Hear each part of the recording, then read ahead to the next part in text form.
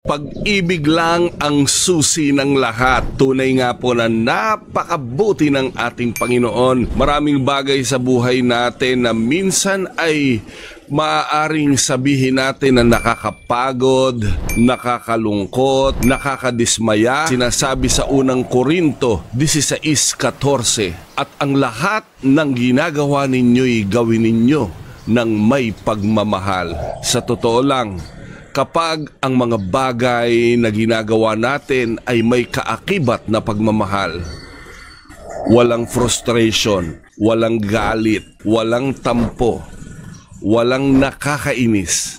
Hindi tayo mapapagod, hindi tayo magsasawa, hindi tayo maiinip dahil ang pagmamahal ay talagang susi upang ang lahat ay magkaroon ng pagkakaisa at pagmamahalan, pag-iibigan, pagmamalasakitan.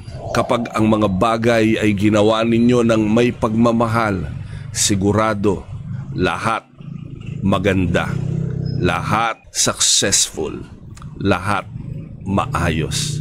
Pagpalain ng Panginoon ang kanyang salita.